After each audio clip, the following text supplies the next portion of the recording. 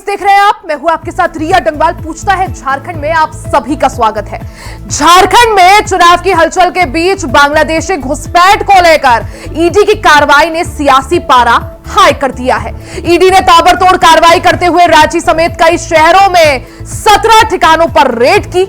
BJP ने प्रचार के दौरान सबसे ज्यादा बांग्लादेशी घुसपैठ और भ्रष्टाचार के मुद्दे पर जेएमएम और कांग्रेस को घेरा था। इसी मुद्दे को धार बनाकर बीजेपी के दिग्गजों ने हेमंत सोरेन पर अटैक किया था। वहीं इस मामले को लेकर जहां बीजेपी जेएमएम और कांग्रेस पर हमलावर दिखी, वहीं अपने बचाव में जेएमएम कांग्रेस ने बीजेपी पर इस मुद्दे को लेकर सेंटिमेंटल राजनीति करने और केंद्र एजेंसी पर लोगों को डराने का आरोप लगाया।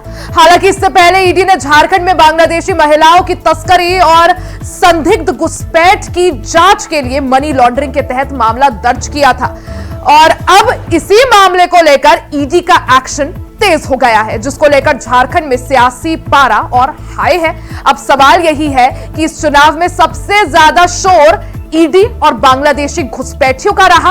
हालांकि इन मुद्दों का जोर चुनाव में कितना चलता है ये वक्त बताएगा। तो झारखंड में जिस तरह से चुनावी बिगुल बच चुका है, 13 नवंबर को पहले चरण के लिए वोटिंग है। ऐसे में पहले चरण की वोटिंग की अगर बात करें तो 43 सीट्स पर वोट डाले जाएंगे। 23 नवंबर को नतीजे हैं, 20 नवंबर को अंतिम और आखिरी चरण के लिए मतदान है। ऐसे में हलचल तेज है। वहीं अब मुद्दों का शोर भी सुनाई पड़ रहा है। ऐसे में बांग्लादेश घुसपैठ को लेकर ईडी की कार्रवाई ने सियासी पारा एक बार फिर से हाई कर दिया है। ईडी ने ताबड़तोड़ कार्रवाई करते हुए रांची समेत कई शहरों में 17 ठिकानों पर रेड डाली। बीजेपी ने प्रचार के दौरान सबसे ज्यादा बांग्लादेशी घुसपैठ और भ्रष्टाचार के मुद्दे पर जेएमएम कांग्रेस को घेरा था। इसी मुद्दे को धार बनाकर बीजेपी के दिग्गजों ने हेमंत सोरेन पर अटैक किया था।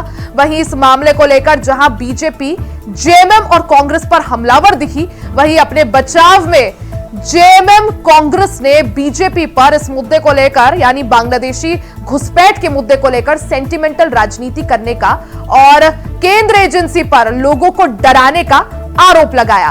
हालांकि इससे पहले ईडी ने झारखंड में बांग्लादेशी महिलाओं की तस्करी और संदिग्ध घुसपैठ की जांच के लिए मनी लॉन्ड्रिंग के तहत मामला दर्ज किया था और अब इसी मामले को लेकर ईडी का एक्शन तेज हो गया है, जिसको लेकर झारखंड में सियासी पारा हाई है। हालांकि अब सवाल यही है कि इस चुनाव में सबसे ज्यादा शोर ईडी और बांग्लादेशी घुसपैठियों का रहा। हालांकि इन मुद्दों का जोर कितना चलता है, एक रिपोर्ट आप सभी को दिखाते हैं। ईडी की रेड ने पकड़ा जोर, चुनाव से पहले घुसपैठियों वाला शोर। क्या झारखंड चुनाव को प्रभावित करने की जा रही है कोशिश? ईडी की रेड क्या अल्पसंख्यकों को डराने का खेल? झारखंड में इस वक्त सबसे ज्यादा दो ही मुद्दों का शोर है, ईडी और बांग्लादेशी घुसपैठिए। जी हां, सही सुना आपने। झारखंड में चुनाव के बीच इस वक्त दो ही चीजों का सबसे ज्यादा चर्चा है, ईडी की रेड का और बांग्लादेशी घुसपैठ का। झारखंड विधानसभा चुनाव में जो मुद्दा पूरे राज्य में छाया रहा वो बांग्लादेशी घुसपैठ का है। बीजेपी लगातार इस मुद्दे को लेकर हेमंत सोरेन की सरकार को घेर रही है। पहले चरण के चुनाव के बीच ईडी ने बांग्लादेशी घुसपैठ के मामले में ताबड़तोड़ कार्रवाई करते हुए 17 ठिकानों पर रेड की। दरअसल ईडी ने 16 सितंबर को झारखंड में बांग्लादेशी महिलाओं की तस्करी और संदिग्ध घुसपैठ की जांच के लिए मनी लॉन्ड्रिंग के तहत मामला दर्ज किया था। बीजेपी ने प्रचार के दौरान बांग्लादेशी घुसपैठ के मुद्दे पर हेमंत सोरेन पर जमकर अटैक किया था।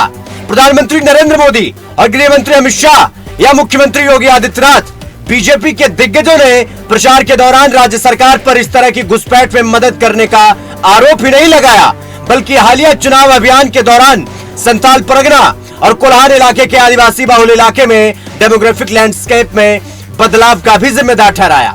बीजेपी जहां एक तरफ बांग्लादेशी घुसपैठ के मुद्दे पर हेमंत सोरेन को अटैक करती रही है, तो वहीं दूसरी ओर झारखंड मुक्ति मोर्चा और कांग्रेस बीजेपी पर इस मुद्दे को लेकर सेंटिमेंटल राजनीति का आरोप लगा रहे हैं।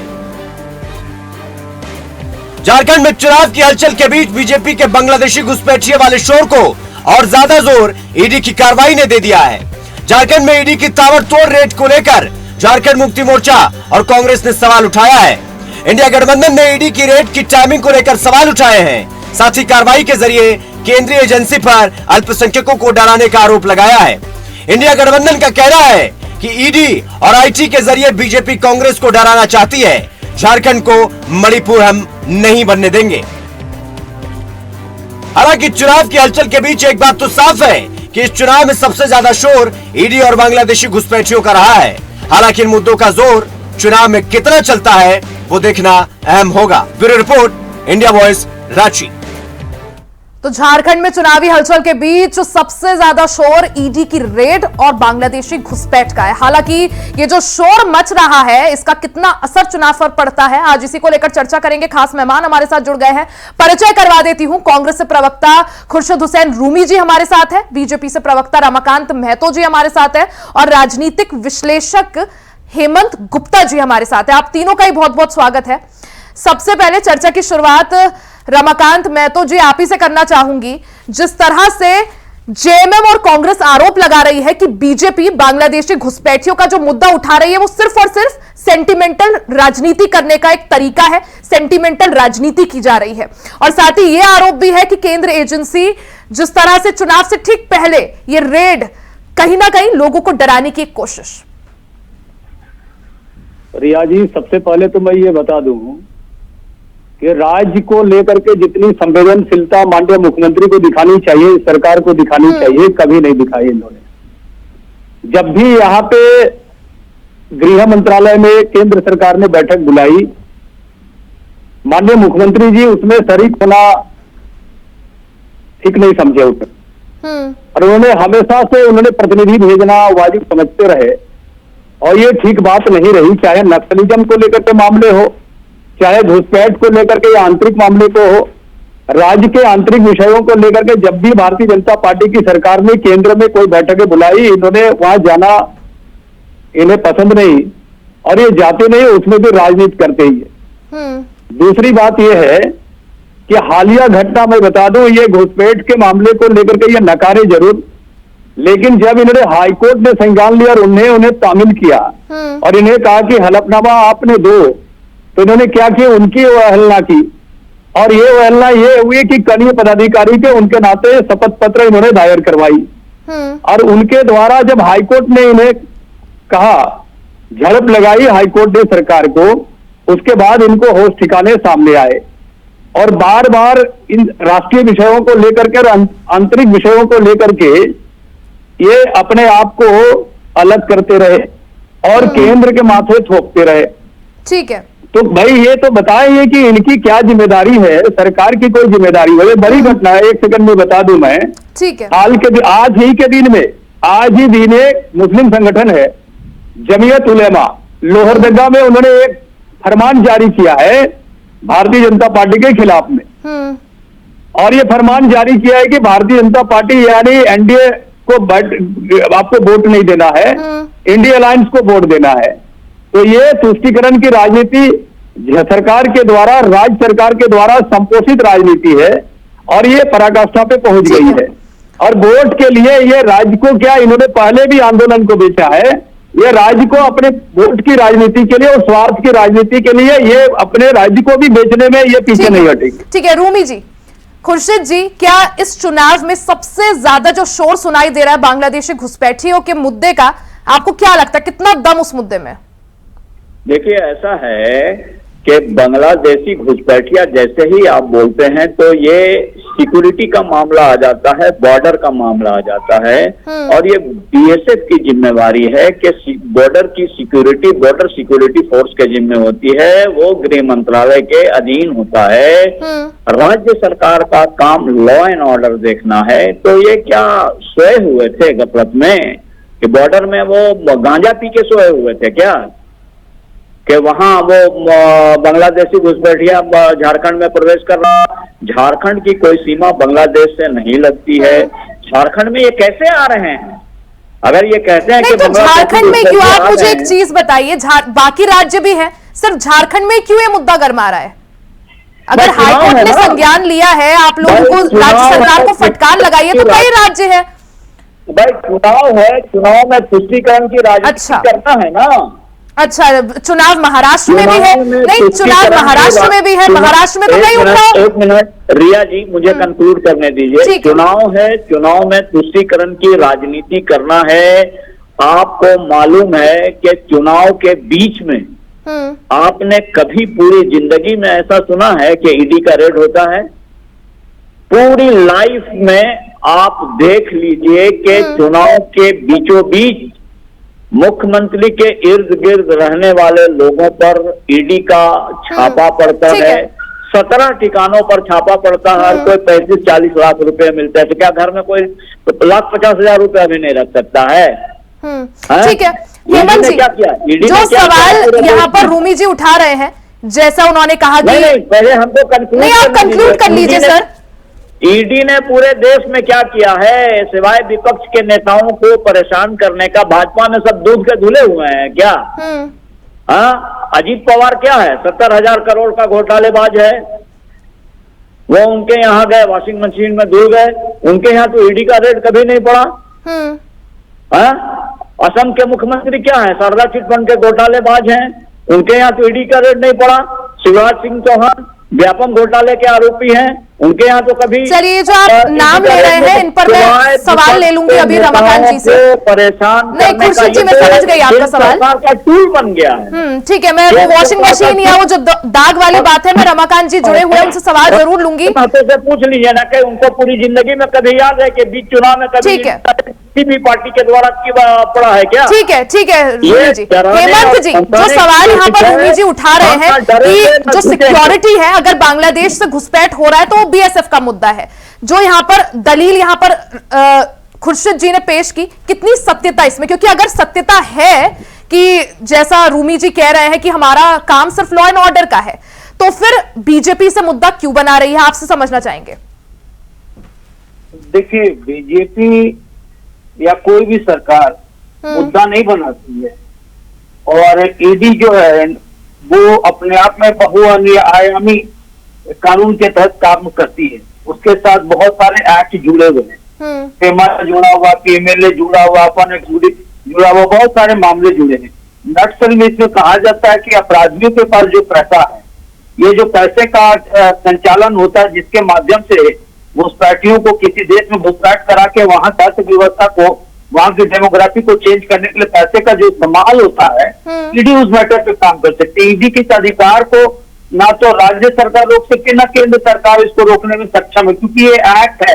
एक्ट के तहत ईडी काम करती है। ईडी का बहुत विस्तार एरिया है। अगर लोग नहीं जानते हैं तो इसको समझने की जरूरत है कि ईडी किस लेवल पे काम करती है। अब रही बात की घुसपैठ का मुद्दा, नो डाउट घुसपैठ का मुद्दा तो ऐसा है कि अगर जांच का विषय है, स्वच्छ रूप से इसका जांच करा जाए। अगर मान लीजिए वर्तमान सरकार नहीं करा रही है, कोई भी सरकार आती है, भाजपा की सरकार आती है, तो ये तो मामला सच है कि हर एक व्यक्ति को, हिंदुस्तान के हर एक व्यक्ति को ये मालूम है कि अगर भारत की शांति कहीं से गड़बड़ हुई है तो घुसपैठियों के कारण गड़बड़। भारत का लिबरल होना, घुसपैठ को करना, बढ़ावा देना, आतंकवाद को बढ़ावा देना भारत की अशांति के लिए एक बहुत बड़ा मुद्दा कारण रहा है। दूसरा बात ये, घुसपैठ जो है भारत सरकार के द्वारा जो यहाँ के लोगों के लिए विकास के लिए, उनके लिए फैसिलिटीज जो देते हैं या उनके भोजन के लिए जो व्यवस्थाएं करती करोड़ों लोगों का, उस पर इन घुसपैठियों का सबसे ज्यादा मार होता है। और यहाँ के स्थानीय लोगों का अधिकार छीन करके सिर्फ मतों के प्रयोग के लिए कि जिन घुसपैठियों को घुसा के राज्य सरकार अपने मत का अधिकार करने के लिए लाती है, वो स्थानीय घुसपैठ के लिए जिम्मेदार कौन? अब रही बात कि घुसपैठ कहां से होता, तो भारत की जो सीमा रेखा है, आप उसमें देखिएगा, बांग्लादेश एक ऐसा जगह है जहां बांग्लादेश जो पश्चिम बंगाल से भी जुड़ा हुआ, असम से भी जुड़ा, बहुत सारे क्षेत्रों से जुड़ा हुआ। अब ये जो घुसपैठ है, इन क्षेत्रों को पार करते हुए, आप, मैं रांची में रहता हूँ, रांची में भी घुसपैठ है। अगर आप जांच करा लें तो यहाँ भी घुसपैठ के बैठे हुए हैं। ये तो जांच का विषय है और ये बहुत बड़ा मुद्दा है, क्योंकि स्थानीय लोगों को लगता है कि उनके अधिकारों का हनन हो रहा है, उनके अधिकारों को किसी और को दिया जा रहा है। तो घुसपैठ का मुद्दा भाजपा के लिए नहीं, यहाँ के जन समुदाय के लिए भी कैसा मुद्दा बन गया, जिसे ना तो काटा जा सकता ना नकारा जाए। हेमंत गुप्ता जी स्पष्ट क्यों नहीं बताते हैं कि सिक्योरिटी की जिम्मेदारी किसकी है? घुसपैठ कैसे हो रहा है? बॉर्डर सर ये मामला सिर्फ सिक्योरिटी का नहीं है सर, सिर्फ आप इसको समझ की कोशिश कीजिए, मामला सिर्फ सिक्योरिटी नहीं है, सरकार की ये जिम्मेदारी है। मामला देखिए सर देश की आर्थिक व्यवस्था को चेंज करने का मामला है और ये डायरेक्ट ईडी से जुड़ जाता है। सिर्फ हम बीएसएफ को जिम्मेदार कहते हैं, हम उससे नहीं माना जा ये सकता। सवाल कर रहा हूँ कि बॉर्डर की सिक्योरिटी की जिम्मेवारी किसकी है? वो सर बात मान लिया थी, लेकिन एक व्यक्ति की जिम्मेदार मान लीजिए कि अगर राज्य में राज्य सरकार मुख्यमंत्री है तो क्या मुख्यमंत्री सभी काम के लिए जिम्मेदार है? अलग अलग विभाग सभी मुख्यमंत्री के साथ काम होता है। तो खुर्शीद जी सवाल यहाँ पर ये भी, खुर्शीद जी सवाल यहाँ पर ये भी उठता है कि जब जेएमएम और कांग्रेस अपने आप को आदिवासियों की हितैषी बताती है, तो जो झारखंड के मूल निवासी हैं अगर उनका हक कोई मार रहा है, हाईकोर्ट ये बात मान चुकी है, तो आप लोग क्यों इस बात को नकार रहे हैं कि घुसपैठ नहीं हुई है? अरे भाई हम क्यों मानेंगे? हाईकोर्ट ने जो कमेटी बनाई है वो जांच करेगी ना। हमारे 6 डिप्टी कमिश्नर ने अपने रिपोर्ट दे दिया है ना, केंद्र सरकार ने जो हलफनामा दायर किया है उसको पढ़ लीजिए ना। नहीं, लेकिन फिर जिस तरह से अगर भारतीय जनता पार्टी बोल रही है, खुर्शीद जी, जब बीजेपी बोल रही है कि घुसपैठ अवैध जो घुसपैठ हो रही है, बांग्लादेशी घुसपैठ हो रही है वो मुद्दा है, तो जेएमएम कांग्रेस मान क्यों नहीं लेती इस बात को?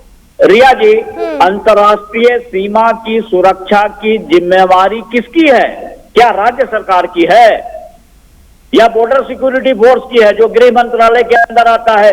इसको स्वीकार करने में हिचक क्यों हो रहा है कि हमारी गलती की वजह से अगर ऐसा कुछ हुआ है तो हाईकोर्ट ने जो कमेटी बना दी है, जांच होगी। हमारे 6 डिप्टी कमिश्नर ने इसकी रिपोर्ट सौंपी है। और आपने क्या देखा है कि चुनाव के बीच में कहीं ईडी का छापा पड़ा है पूरे देश में? हेमंत जी तो बहुत सीनियर आदमी है, बता दें कि चुनाव के बीच में ईडी दायरा पड़ा है, इससे मतलब नहीं। एग्जाम्पल बताइए ना कि पूरे देश में ईडी ने चुनाव के बीच में कहीं छापा मारा है क्या?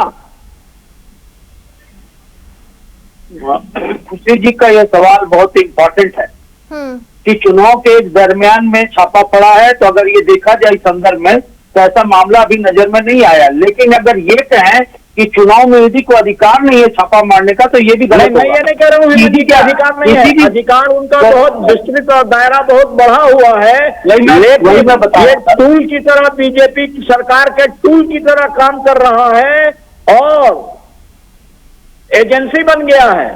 अच्छा रमाकांत जी, सर ये आपका आरोप है, कांग्रेस हो जेएमएम हो वो यही आरोप लगाते हैं कि जो एजेंसियां हैं, चाहे ईडी हो सीबीआई हो, ये भारतीय जनता पार्टी के टूल की तरह काम करते हैं, उनके लिए काम करते हैं और सिर्फ छापे पड़ते हैं, रेड होती है तो सिर्फ विपक्षी नेताओं के घर पर क्यों? बीजेपी के नेताओं जो हैं दूध के धुले हैं। रमाकांत जी, अच्छा आप बताइए, ये जो एजेंसियां बनी हैं उस समय क्या भारतीय जनता पार्टी की केंद्र में सरकार थी कि यूपीए की सरकार थी कि कांग्रेस नीति सरकार थी? जब कांग्रेस पार्टी के नेतृत्व में चल रही सरकार के द्वारा ही ये संवैधानिक संस्थाएं बनी हुई हैं और ये कांग्रेस पार्टी के प्रवक्ता महोदय कह रहे हैं कि पहली बार देश में इस प्रकार की घटना घट रही है। चुप कराइए, पूरे देश में संस्था उनको चुप कराइए, पहले आप पहले चुप रहिए, पहले सुनिए। मैं आपकी बातों को बड़ी बारीकी से सुना हूं भाई साहब, आप मेरी बातों को आप सुने। जब कांग्रेस पार्टी की सरकार ने ही इन संवैधानिक संस्थाओं को प्रस्थापित किया है और आज उसी पे आप सवाल खड़ा कर रहे हैं, जब संवैधानिक संस्थाएं अपने स्वतंत्र रूप से एक इकाई के रूप में काम कर रही हैं और आपके द्वारा भी जब आपकी सरकार केंद्र में थी तो यही आदिवासी मुख्यमंत्री, चाहे मधु कोड़ा जी हो, चाहे शिबू सोरेन जी हो, चाहे लालू प्रसाद यादव जी हो, चाहे मुलायम सिंह यादव जी हो या शरद पवार जी हो, सबके खिलाफ में आपने उस समय जांच करवाई। सुरेश कलमाडी हो या डी राजा हो या कनी मोजी हो, क्या उस समय सीबीआई और आईटी और ईडी काम नहीं करती थी क्या? भाई ये निरंतर काम चलते हैं और ये चुनाव के समय ही काम, पहली बार ये ईडी और रेड नहीं पड़ रहे हैं, इससे पहले भी होते थे। कांग्रेस पार्टी की सरकार में भी इस प्रकार की घटनाएं घटित हुई है। और दूसरी बात सुन लीजिए, आप भ्रष्टाचार की बात करते हैं, क्या राज्य सरकार के एजेंसियों ने रेड नहीं मारी है क्या? भारतीय जनता पार्टी के मदन सिंह के वहां घर पे रेड नहीं मारी क्या? भारतीय जनता पार्टी के कई नेताओं पे रेड मारी। आपने आजसू पार्टी के सेंट्रल कमेटी के जनरल सेक्रेटरी के घर पे रेड मारी आपने, और आप वहां से सोना जब्त, ज्वेलरी जब्त किए आपने, और 10-20 लाख रुपया जब्त किए। जब हिसाब नहीं दे पा रही आपकी पुलिस और आपकी एजेंसी राज्य सरकार की, तो आप खिसियानी बिन्नी खंभा लोचे वाली बात कर रहे हैं। दूसरी बात है, आप जब केंद्रीय एजेंसी कर रही है, आपके यहाँ सांसद पे रेड पड़ी, धीरज साहू जी को 350 करोड़ रुपया प्राप्त हुए। आपके यहाँ माननीय कांग्रेस पार्टी के जो पूर्व मंत्री थे, विधायक दल के नेता थे, आलमगीर आलम के वहां रेड पड़ी। आज उसके कोर्ट ने उसे दोषी साबित कर दिया, वो सलाखों के पीछे चले गए। आपके यहाँ रेड पड़ी पीएस के यहाँ, उनके नौकर के वहां रेड पड़ती है, ये सारे के सारे सलाखों के पीछे चले गए सरकार के। क्या जेएमएम और कांग्रेस ये जो मुद्दे भारतीय जनता पार्टी उठा रही है, चाहे वो बांग्लादेशी घुसपैठ का मुद्दा हो, भ्रष्टाचार का मुद्दा हो, और जिस तरह से आपके कई नेता इसमें संलिप्त भी पाए गए, क्या इन मुद्दों के बाद जेएमएम कांग्रेस बैकफुट पर है? बिल्कुल नहीं। मैं बता देता हूं कि धीरज प्रसाद साहू जी शराब के बहुत बड़े व्यापारी हैं, और उनके यहाँ जो रेड हुए उनका सारा हिसाब किताब क्लियर हो गया। ईडी का 350 करोड़ रुपया के हिसाब किताब दीजिए ना भाई। आपको फंसा देंगे, डरा देंगे, धमका देंगे। धमकी देकर, डरा कर, धमका कर ये देश नहीं चलता है। बटोगे तो कटोगे नहीं, जुड़ेंगे तो जीतेंगे। ऐसे देश नहीं चलता है नफरत के माहौल में। इन लोगों ने किया क्या है झारखंड के चुनाव में, सिवाय नफरत बांटने के, जहर घोलने के? बटोगे तो कटोगे, किसको काटना है? और हम कहते हैं कि जुड़ेंगे तो जीतेंगे, और प्रिडिक्शन कर दे रहा हूं कि इस चुनाव में हम जीत कर दिखाएंगे और इंडिया गवर्नमेंट की वापसी होगी। यहाँ जनता भाई तो फिर इंडिया में आइएगा ना, 23 तारीख को आप आइए ना। हाँ, 23 तारीख को आप बताइएगा, खुर्शीद जी आइएगा, कितनी सीटें आप जीत रहे हैं? कितनी सीटें जीत रहे हैं खुर्शीद जी? आ रहे हैं, दोबारा आ रहे हैं। 23 को आइए ना, आप तो हाँफ रहे हैं रमाकांत जी। कांग्रेस पार्टी और ये झारखंड मुक्ति मोर्चा की सरकार हाँफ रही है, चुनाव आयोग पे सवाल खड़ा कर रही है। क्यों नहीं करेगी? चुनाव क्यों नहीं करेगी? आप पहले क्यों करा रहे हैं? आप तो डर रहे हैं अभी भी। आप कल्पना सोरेन जी का, मुख्यमंत्री जी का हेलीकॉप्टर को परमिशन नहीं दीजिएगा, उनको दूसरी जगह जनसभाओं में जाना है, तो चुनाव आयोग पर आरोप नहीं लगेगा। कल ही एक आदमी सस्पेंड हुआ है चुनाव आयोग का, मालूम है कि नहीं? अवर सचिव सस्पेंड हुआ है। भारतीय जनता पार्टी का व्यक्ति है क्या भाई? वो जो सस्पेंड हुआ है भारतीय जनता पार्टी का कार्यकर्ता है क्या? अरे चुनाव आयोग भारतीय जनता पार्टी का कार्यकर्ता नहीं है, वो आपके सरकार का ही मुलाजिम है। अरे आपके सरकार में चुनाव जब होता है तो चुनाव आयोग स्वतंत्र हो जाता है, केंद्र सरकार के अधीन आ जाता है। आपको इतनी भी जानकारी नहीं है? रिया जी भाई, आपके कार्यकारी मुख्यमंत्री हैं कि नहीं है हेमंत जी अभी? अरे कार्यकारी से क्या मतलब है? जितना ब्यूरोक्रेट्स है, निर्वाचन आयोग सेंट्रल गवर्नमेंट के अधीन आ जाता है। चुनाव कल मतदान आपने जो खुर्शीद जी हेमंत जी बात पूरी कर रहे हैं, एक बार वो बात पूरी कर ले फिर। ठीक है रिया जी, कल चुनाव होने वाला है और कल मतदान का दिन भी, आधे चरण का मतदान यहाँ झारखंड में होने वाला है। पर कई मुद्दों में आपको बताऊं कि आम लोगों के बीच, आम जनता जिसको कहते हैं झारखंड की जनता, यहाँ बहुत परेशान है। 3 मुद्दे ऐसे हैं जिसको नकारा नहीं जा सकता। अभी भाजपा ने ये उठाया, ये अलग बात है कि भाजपा ने इसको मुद्दा बनाया, लेकिन सच्चाई है कि घुसपैठ का मुद्दा एक राष्ट्रीय स्तर पर मुद्दा बन गया। एक दूसरा चीज, भ्रष्टाचार को लेकर के, चूंकि मंत्रालय पर, इस सरकार पर इतने ज्यादा भ्रष्टाचार का आरोप लगा है कि लोग इससे त्रस्त हो गए। ये बात भी सच है। सरकारें अपनी दलील दें, उसको प्रूफ करें अदालतों में, वो अलग बात है, अलग प्रक्रिया है। तीसरी बात है, चुनाव के दरमियान लोगों के पैसे जब्त हुए हैं, तो ये आपराधिक आय जो कहां से है इसका हिसाब नहीं दिए, तो ये तो कोर्ट काम करेगी, ईडी अपना काम करेगी। और तीसरा जो प्रमुख मुद्दा यहाँ रोजगार का, लोगों के पास रोजगार नहीं, आपके पास, आपकी सरकार घाटा में चल रही है राज्य सरकार, और आप मैया योजना जैसे योजना लगाए, आप ये बताएं कि पैसा लाएंगे कहां से, आप कहां से लोगों को देंगे? तो लोगों को ये समझ में आने लगी है, अभी आपकी बुराई नहीं कर रहे, हम आपकी बात हमारे पास बजट में जब पैसा है तब मैया योजना हम लाए हैं। तो पब्लिक के बीच में ये बात बैठ गई है। खुर्शीद जी, मैया योजना के लिए हिमाचल और कर्नाटक की तस्वीरें भी किसी से छिपी नहीं है, जहां बजट नहीं है और आपने कई अपनी गारंटियां वापस ली।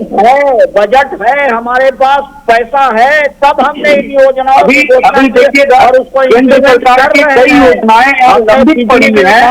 लोगों को समझ में आ रहा कि केंद्र सरकार पैसे देती है और राज्य सरकार पैसों का सदुपयोग नहीं करती है, तो यहाँ का विकास का ये भी लोगों को समझ में आ गई। और युद्ध जो है किसानों का मोमेंटम आज के दिन में माने न माने, बजट में सरकार है तब बहनों को ऐसी शक्ति नहीं होनी चाहिए, क्योंकि लास्ट मोमेंट है और पब्लिक का मोटिवेशन बीजेपी की तरफ जा रहा है, ऐसा लगता है। नहीं जाएगा, आप बीजेपी के प्रवक्ता नहीं है। चलिए ठीक है खुर्शीद जी, हालांकि आप यहाँ पर जीत का दम जरूर भर रहे हैं जाते जाते, क्योंकि समय कम है। ये भी जानना चाहूंगी कितनी सीटें जीत रहे हैं फिर? 60 जी 50 से 60। अच्छा 50 से 60, चलिए ठीक है, आपको शुभकामनाएं उसके लिए। हालांकि धन्यवाद। 23 को तो हम सब लोग साथ होंगे ही, पता चल जाएगा, दूध का दूध पानी का पानी। ठीक है, बिल्कुल ठीक है। रूमी जी, रमाकांत जी और हेमंत जी, आप तीनों का ही बहुत बहुत शुक्रिया हमारे साथ जुड़ने के लिए, कार्यक्रम का हिस्सा बनने के लिए। तो झारखंड में चुनावी घमासान के बीच सबसे ज्यादा दो ही मुद्दों का शोर है, चाहे ईडी हो या बांग्लादेशी घुसपैठिए। हालांकि जेएमएम कांग्रेस बीजेपी पर सेंटिमेंटल राजनीति करने का आरोप लगा रहे हैं, केंद्र एजेंसियों के द्वारा लोगों को डराने का आरोप लगा रहे हैं। वहीं भारतीय जनता पार्टी जमकर इस मुद्दे को उठा रही है। हालांकि किस मुद्दे का कितना शोर चुनाव में देखने को मिलता है, किसकी कितनी वेटेज रहती है, वो वक्त बताएगा। इसी के साथ इस कार्यक्रम में फिलहाल के लिए सिर्फ इतना ही। खबरों का सिलसिला जारी रहेगा, बने रहे हमारे साथ।